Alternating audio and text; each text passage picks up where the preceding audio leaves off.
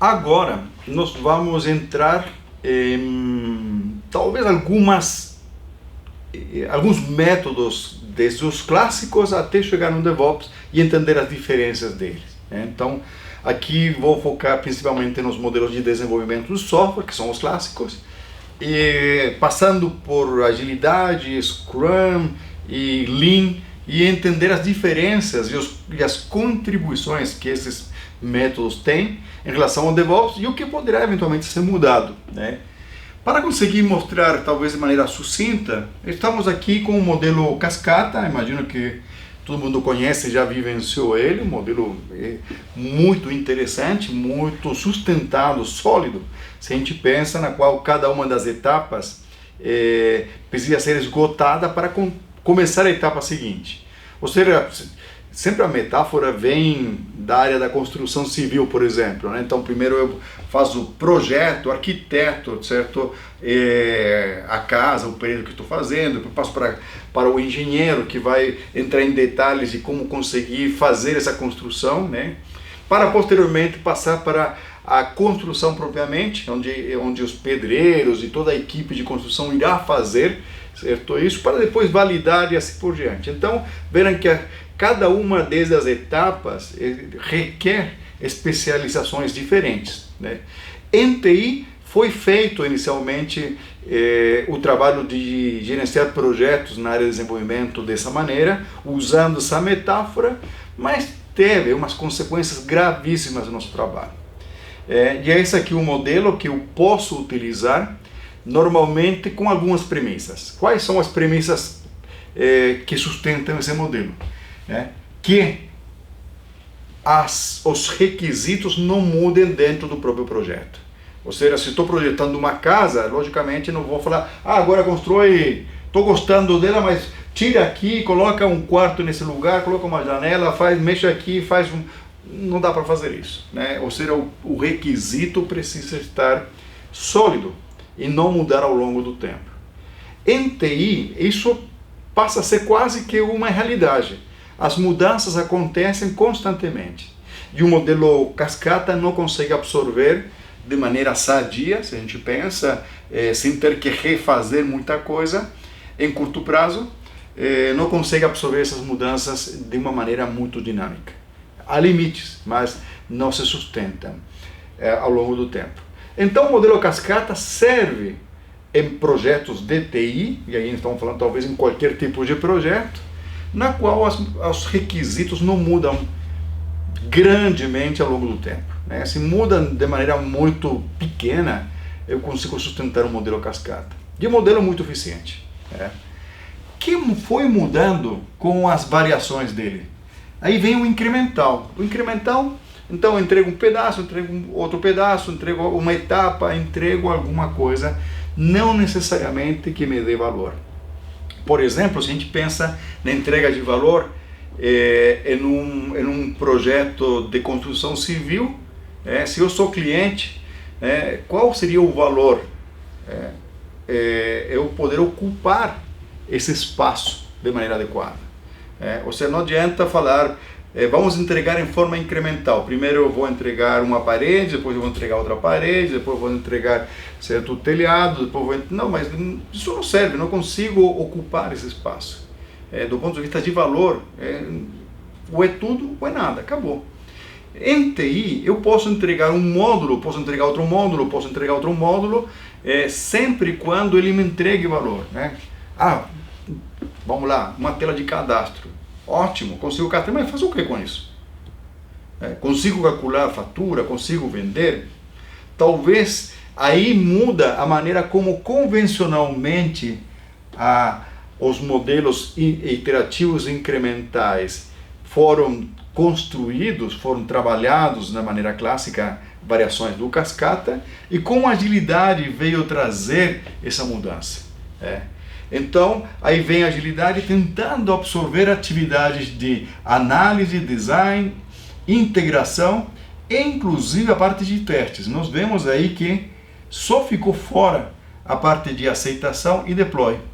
Isso foi que aconteceu aqui com agilidade. Ou seja, que as equipes que se constituem na área de desenvolvimento se chamaram de multidisciplinares. Eu tenho então alguém de infraestrutura, alguém de segurança, alguém de testes, trabalhando junto com a equipe de desenvolvimento, com requisitos, para conseguir criar alguma solução parcial com entregas de valor. Só que não foi suficiente, por quê? Porque quando eu vou implantar, eu estou fazendo implantações acumulando código de 1, 2 ou 3 sprints, por exemplo, que é a parte onde eu vou realmente sair daquele modelo. Funciona na minha máquina, porque eu construí, e funciona agora num ambiente de homologação, de aceitação. Essa brincadeira, que se utiliza muito na área de TI, se funciona na minha máquina, então deve funcionar também em produção. Mas eu preciso integrar, preciso validar, preciso ver as consequências desse trabalho que funciona na sua máquina. E isso é o estágio seguinte, onde nós estamos fazendo a entrega contínua. Então a entrega contínua me permite chegar a uma solução implantável, certo? Onde os testes de aceitação foram realizados, ao ponto de simplesmente o que está faltando é implantar. Ou seja, essa é a diferença da implantação contínua e entrega contínua. A implantação contínua, quando o desenvolvedor está trabalhando, conseguiu fazer funcionar, faz o commit, ele poderá fazer com que tudo isso transite até produção de uma vez só. E essa é a ideia de trabalhar em cima desses modelos que nós estamos comentando agora.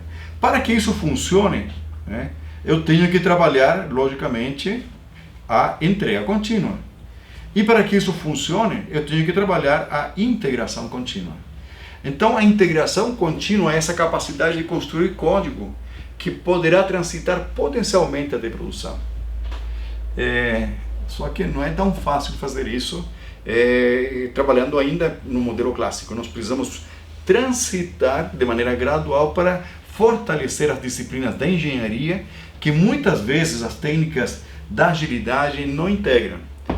Pensando talvez em um Scrum, que é um método, talvez um dos mais utilizados no mercado hoje.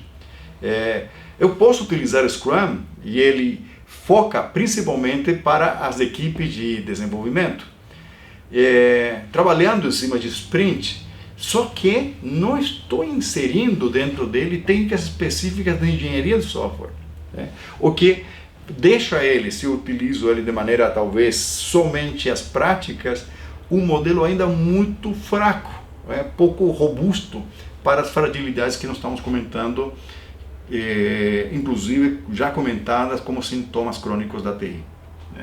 Vamos trabalhar esse modelo aí aos poucos.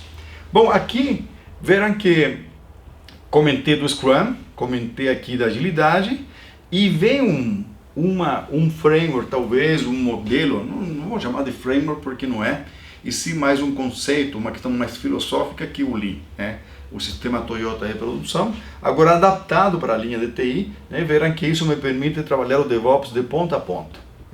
Nós estamos falando, certo, não somente de desenvolvimento, que grande parte do manifesto, e aí vou entrar no próximo slide comentando sobre isso, não somente o manifesto, quanto também o movimento da agilidade tem se concentrado muito, certo, em uma parte do ciclo de vida.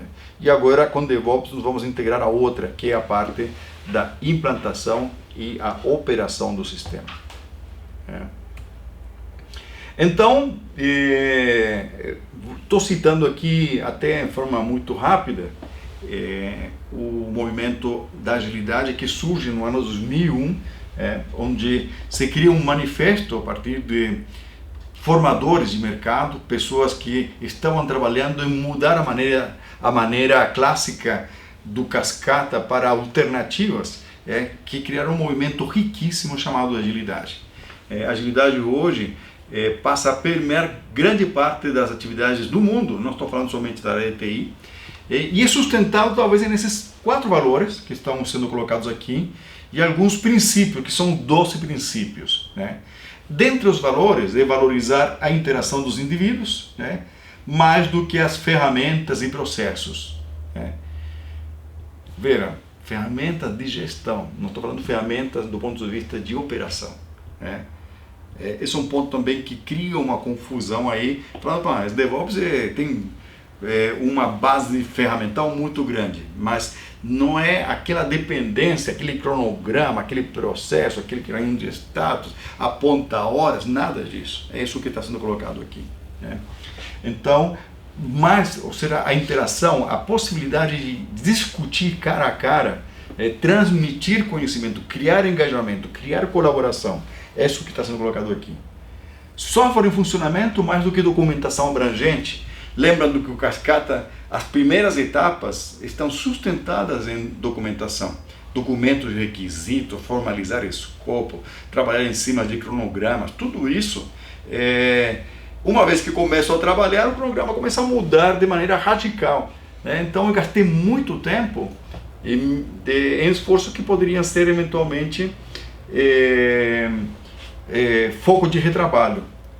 Colaboração do cliente mais do que negociação de contratos e mais um valor na qual o cliente está participando da construção da solução, sendo coautor inclusive do que está sendo construído, mais do que o escopo está fechado, certo? Agora o problema é em tentar colocar mais coisas no escopo para garantir o que eu quero, e do outro lado, quem está construindo diminuir o escopo porque estou sujeito a custos, né?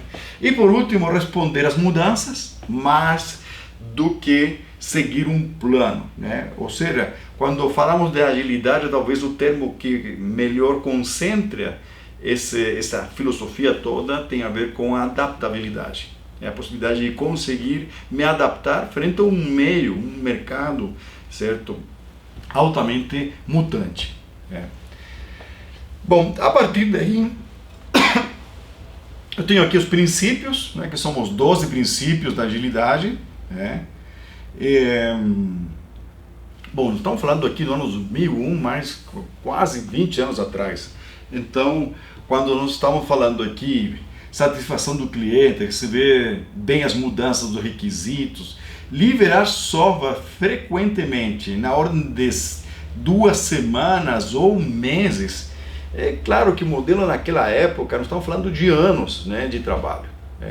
Hoje não se consegue pensar em projetos de anos sem entregar resultados.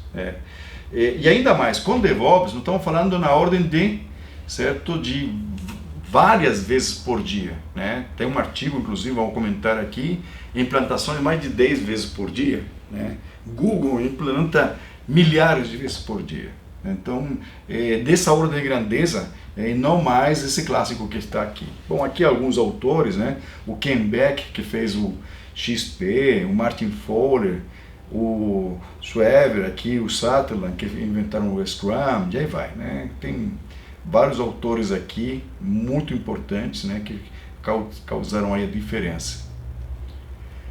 Bom, aqui o que eu estava comentando sobre para conseguir viabilizar isso, né, os modelos tradicionais fixavam o escopo, né, tanto é que se a gente observa o modelo clássico sustentado inclusive nas boas práticas de gerenciamento de projetos do PMI, PMP, um PMBOK na verdade, uma das primeiras áreas de conhecimentos é o escopo, né? Eu formalizo, decanto, determino, né, esse escopo, e a partir daí eu monto um cronograma. Ou seja, o que precisa ser feito para depois transformar isso em como fazer. Como são as atividades? Eu quero uma parede, tá bom. Qual é a dimensão da parede? Vou definir o escopo. Qual cor? Pronto, isso é o escopo. Como eu faço? Preciso trazer o tijolo, eu coloco o tijolo sobre tijolo, qual técnica utilizarei, quanto de massa, quanto é a combinação. Tudo isso são atividades para conseguir depois, uma vez que está construída, certo, passar aí o cimento, pintar finalmente. Então toda a ação, que são as atividades, passam a ser um segundo momento. Ou seja, elas são dependentes para conseguir, uma vez que determino o escopo, eu consigo projetar isso em atividades, e a partir daí eu consigo estimar quanto vai custar. Se coloco mão de obra especializada, qual tipo de ingredientes ou elementos fazem parte aí de insumos para conseguir construir a parede de forma adequada. Então esse modelo, quando muda o escopo, eu tenho consequências gravíssimas no meu cronograma e nos custos. Então esse modelo cascata clássico se transformou nesse modelo que está aqui, na qual eu consigo flexibilizar, certo? Tanto o escopo, fixando o tempo e o custo.